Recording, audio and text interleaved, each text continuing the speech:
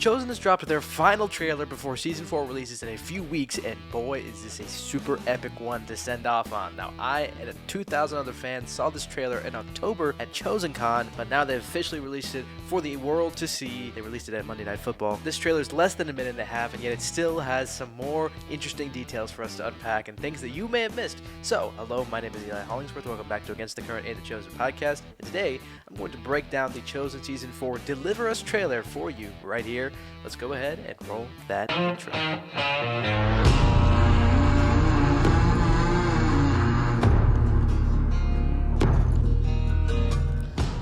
I'm going to be breaking down this trailer for you right here, so let's go ahead and get started. Alright, so right here we have, this is Lazarus' tomb, pretty clearly, or, as we've seen in the previous trailers, we've heard clips of Jesus, and what seems to be Mary Magdalene maybe talking to Jesus or talking in the future tense, in a future time, so maybe it is a flash forward to after Jesus has gone in the tomb, and Mary Magdalene is looking into the tomb. She's wearing different clothing, as we've seen in previous trailers, so that could be what this is, but it's pretty clearly Lazarus. People seem to think they know why I'm here. People think they know. Do you think I've come to give peace on earth? Now, okay, so Jesus says, people seem to think they know I'm right here. Do you think I've come to bring peace on earth? No, rather division. This is a quote from Luke 12:51. This is after Jesus rebukes the Pharisees for being unleavened and deceitful. So that's actually a scene that we're going to see in a second here. But this edict identifies Jesus of Nazareth. All right, so these are the rabbis here. They're identifying Jesus of Nazareth as a heretic. As a heretic. So this is, I believe, what Caiaphas says, we've seen in previous trailers, is him causing the religious leaders to question the teachings of Jesus. And here we get to see what Jesus is preaching to the disciples. He comes and just walks up on these stairs and he's preaching them. And I think this is before a fight with the Pharisees and the disciples breaks out that we'll see in a second. And there we go. We have Caiaphas. I've not come to bring peace. I've not come to bring peace, but a sword division.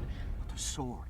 Division. This is a Division. quote directly from Luke 12:51. Okay, this is Lazarus' sister. She comes to him after bringing him the news that Lazarus is dead. This is what we can see right here. Jesus just came to Bethany, and she's telling him that Lazarus has sadly passed away. It's going to be very heartbreaking to see. When someone chooses to follow me. When someone chooses to follow me. And this scene right here, so we can see Mary Magdalene's wearing kind of the same red outfit that she's wearing right there. She's wearing it in... But we see Big James has this head covering on. We can see right here, this is the same head covering that he has on because he gets hurt in a big fight that breaks out. Not specifically this fight with the Pharisees, which you can see is in the same place we saw right here because there's these big arches here. Same arches right here. It's the same location, whatever happens with the disciples and the Pharisees. We have this fight with the Pharisees, with the disciples and the Pharisees kind of pushing each other around. And I believe there's another fight that breaks out that's even bigger, where Big James gets his head hurt, which is why he has that head covering right there. And this is Jesus coming to come raise Lazarus from the dead. You can see Mary and Martha are both wearing black.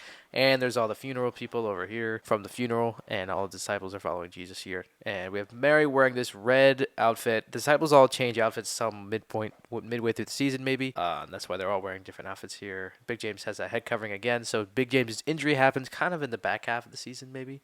Here we have, so I originally thought this was Palm Sunday because of all the palm branches, but I've been actually alerted by some chosen people, some of the people who were on set actually for this scene, and they said this scene in particular was actually filmed during the actor strike, so that means none of the actors were actually on set during this, so this is actually like a stand-in. And this scene they filmed was not actually Palm Sunday, Jesus in triumphal entry in Jerusalem, but I think they're going to do a cool tie-in because we see there's a lion emblem I'm noticing on this guy's shield. This might be actually King David, and they said, I think the person told me that this is actually a King David entry. So they're actually going to tie this in with King David, who is he's the ancestor of Jesus. Jesus comes from King David's bloodline, so they're going to tie in David entering Jerusalem with Jesus on the triumphal entry, which is a very cool scene. And what I'm realizing more and more that The Chosen does is they tie in other Bible stories. So to me, it's looking less and less likely that we'll get just tons of series about every Bible story because they're kind of mashing them all into The Chosen. They're using the story of Jesus, the greatest story ever told, to kind of tie in all other stories in the Bible. So that's really cool, and it's cool that they're tying in King David with the triumphal entry. That's going to be awesome. Because we know the triumphal entry is going to be the finale of Season 4. It may mean that people will be hated by those closest to them. It may mean that people will be hated by those closest to them, is what Jesus says. And we see Joanna here. Now, Joanna's going to be maybe doing some covert operations for Jesus and the disciples in the ministry, because she's on Team Jesus and her husband is one of the Roman officials. She's in the Roman family, in the Roman crowd, so she's going to be on Jesus' side, and she's going to have to go through some stuff this season. You can see she's what seems to be at a Roman party. This is probably going to be the party that Herod throws. We've seen, and we're going to see later in the trailer, this party where Salome dances for Herod, and then her mom asks for the head of John the Baptist. I think this is like before this party starts, because you can see it's still kind of light outside. Closest to them. And we still get this shot that we saw in the full official trailer where disciples are running away from something, which I have no idea what they're running away from, but still a very cool shot anyways. Maybe this is when they escape across the Jordan River after Big James gets his head injured. I prayed with this man. And this is an interesting thing. So right here. So we have the end of season 3, right before Jesus walked in the water. He was having a conversation with Shmuel. And him and Shmuel spent some time together. And Shmuel was asking Jesus. He confronted him about what Jesus is doing. We didn't know what Jesus said to Shmuel. And Shmuel says I here, prayed with this man, Yanni. he said he prayed with Jesus, which is very interesting. So Shmuel and Jesus pray together. That's a very awesome detail. And we see here Jesus and Mother Mary are sitting there crying. This is after he hears the news that Lazarus is dead. This is the same scene where the other Mary comes in, Lazarus' sister, and sits before him. Now, while all of this is going on, the soundtrack here that's playing, deliver us. That's what they're saying. The chorus is repeating, deliver us in this soundtrack. Now, this is also, first of all, a cool callback to the Prince of Egypt, the DreamWorks animated feature about Moses and the story of the Israelites escaping Egypt, which is a great, phenomenal movie. I love that movie, and I love the music from that movie. So this is a very cool callback to that, first of all. And it's also a very epic soundtrack in this trailer, but it also harkens back to this kind of theme of the Israelites in the time when they were slaves in Egypt. They were waiting for this promised Messiah, and now Jesus being the fulfillment of that. He has the whole Israelite bloodline kind of on his shoulders, and the weight of the world being the savior of the world, and it's all kind of tying in. The way they tied that in, I think, is really, really cool and beautiful. Gaius watching as Jesus is preaching, and this is the scene where Jesus rebukes the Pharisees, so I think this happens right before this scene where he's saying, I did not come to bring peace but division. He wasn't what I expected.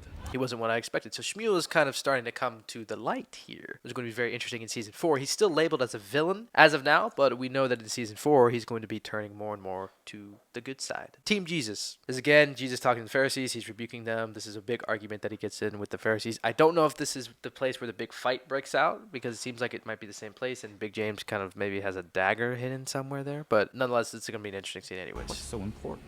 Feels like. So maybe this is where a big fight breaks out, because you can see there's movement in the background when Gaius and Atticus are talking here. So maybe this is right before. They're all inclining to listen to Jesus, but maybe this is where a fight breaks out, and Gaius and Atticus are a little worried. We know that there's that guy, the snitch, who snitched on Veronica in Season 3, Episode 6. He's also going to be in this scene as well, so maybe he causes some trouble. We have Gaius talking to Atticus here. He says, what's so important? What's so important? Feels like the beginning of something. War, maybe. Atticus saying, it feels like the beginning of something, a war. This is obviously a reference to Jesus bringing on his impending doom. And the Romans and the Pharisees and all political parties involved are starting to get a little nervous about this Jesus guy who's causing so much trouble. And in Season 4, the theme is all of the clashing kingdoms and rival rulers opposing Jesus and his ministry. Experience the next chapter. Jesus says, I do not expect you to understand now. This might be right after Jesus hears the news of Lazarus' death, but it also might not be. It seems like they might be in a different location here. Can't tell exactly where they are, who he's talking to, because he's not talking to Mary here, because that's a well-defined beard, facial hair. So definitely not talking to Mary or Martha. Expect you to understand now. And here's Salome dancing. This is the big party that it seems like this is definitely the same area. So this is that same thing, which is where she dances for Herod. That's Herod right there, and Herod right there. So he is watching Salome dance, and he is impressed by this. And then that's when John the Baptist, this is going to be I'm probably going to see this next week in Season 4, Episode 1. This is where John the Baptist died, so this is going to be a part of. Understand in time. You will understand in time. That's what Jesus says as he's saying there. We got this shot from the last trailer. I think this is around Hanukkah time, because you can see these things over here.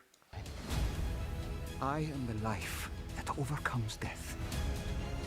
I'm the life that overcomes death. And this is when Jesus raises Lazarus from the dead. Right here is actually, he puts his hand up and he says, Lazarus, come out. We've seen this shot before in other trailers. Now here we have not the disciples playing music. This is a very big beard right here. This might actually be related to King David. This is where my mind goes to with the flutes and the lutes and all of the instruments that King David played in his time. This seems like this is what that would be, not actually the disciples. But we know the disciples are going to play music because we've seen that in other trailers as well. And here's Jesus. This is the second time Jesus heals a blind man, or he's actually going to heal a blind person twice in the season. This is the first time. This character was actually in season 1. He was a blind man who was on the street begging, and this season he's actually going to get healed. So that's cool to see the conclusion of that storyline, the wrap up of that. And then we get Mary blowing out this candle, which we saw in the last trailer.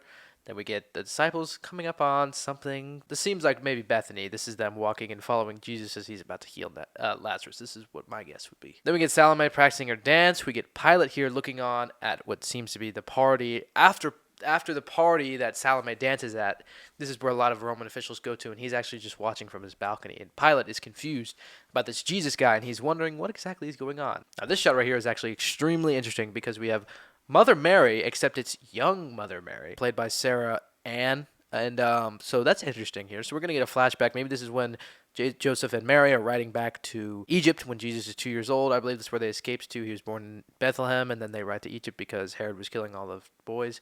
This looks like it's going to be Joseph right here. We don't see the person's face, but we see their shoulder. It looks like it's Joseph. And Mary looks a little older, so maybe this is a little bit farther in time, because, yeah, this was when Jesus was 2. Then we get this Jesus praying with the disciples at dinner, which is, we've seen this shot before in previous trailers. Then Lazarus says, "You're really not holding back anymore." And Jesus says, "I can't." So this is probably after Lazarus has been raised from the dead, and Jesus is telling Lazarus about the things to come. Now, it's going to be very interesting how they portray Lazarus this season. He lives in a very nice house. He lives in a very big, wealthy area of Jerusalem, or Bethany, sorry, and he's in his pajamas here, nice comfy clothes. Our man, Demetrius Troy, who's a great guy, fantastic actor, and I interviewed him on my podcast, linked down below in the description. I can't.